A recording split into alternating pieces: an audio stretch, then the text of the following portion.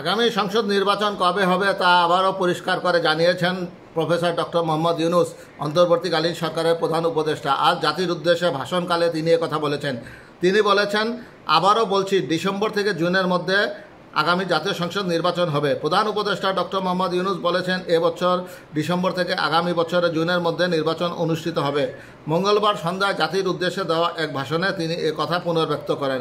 প্রধান উপদেষ্টা বলেন, নির্বাচনের ব্যাপারে আমি আগেও বলেছি, আবারও বলছি, এই বছর ডিসেম্বর থেকে আগামী বছরের জুনের মধ্যে নির্বাচন হবে। তিনি বলেন, আমরা চাই আগামী নির্বাচনটি বাংলাদেশের ইতিহাসে সবচাইতে অবাধ, সুষ্ঠু ও গ্রহণযোগ্য নির্বাচন হোক। এজন্য নির্বাচন কমিশন সব ধরনের প্রস্তুতি নিতে শুরু করেছে।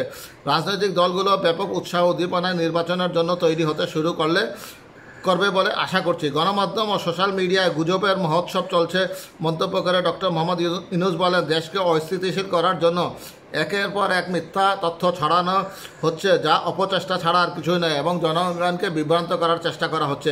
অভিনব সব প্রক্রিয়া গুজব ছড়ানো হচ্ছে। এক ছবির সঙ্গে অন্য ছবি জুড়ে দেওয়া হচ্ছে। ঘটনা একটি, ছবি আরেকটা, এরকম ফটোকার্ড বানিয়ে অন্য দেশের ঘটনাকে এই দেশের ঘটনা হিসেবে চালিয়ে দিয়ে সোশ্যাল মিডিয়ায় তোলপাড় করে ফেলছে। যতই নির্বাচন কাছে আসবে এর রূপ আরও ভয়ঙ্কর হতে থাকবে। কারা এর পিছনে আছে, কেন আছে, তা আপনাদের সবারই জানা আছে। তিনি বলেন, আমরা এই গুজব, মিথ্যা তথ্যের প্রচারণা রোধ করতে জাতিসংঘের সহযোগিতা চেয়েছি। জাতিসংঘ মহাসচিব এর মোকাবেলায় আমাদের সহযোগিতা করবেন বলে আশ্বাস দিয়ে গেছেন। ডক্টর ইউনূস বলেন, দেশবাসীকে আমি স্মরণ করিয়ে দিতে চাই যে জুলাই অভ্যুত্থানের প্রথম পর্ব সফলভাবে সমাপ্ত হয়েছে। প্রথম পর্বের সমাপ্তির মধ্য দিয়ে অভ্যুত্থানের দ্বিতীয় পর্ব শুরু হলো। সবসময় মনে রাখতে হবে, আমরা কিন্তু যুদ্ধাবস্থায় আছি। গুজব হলো এই জুলাই অভ্যুত্থানের বিরুদ্ধে পরাজিত শক্তির একটি মস্ত বড় হাতিয়ার। গুজব দেখলেই গুজবের সূত্রের সন্ধান করতে থাকবেন, গুজবকে অবহেলা করবেন না। বহু অভিজ্ঞ সমর বিশারদ এই গুজবের পিছনে দিনরাত কাজ করছে। সীমাহীন অর্থ এর পিছনে নিয়োজিত আছে।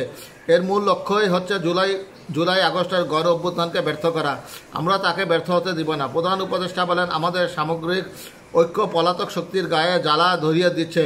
তারা এই ঐক্য ভাঙতে চায়। তাদের অভিনব কৌশল আপনি টেরই পাবেন না। আপনি বুঝতেই পারছেন না কখন তাদের খেলায় আপনি পুতুল হয়ে গেছেন।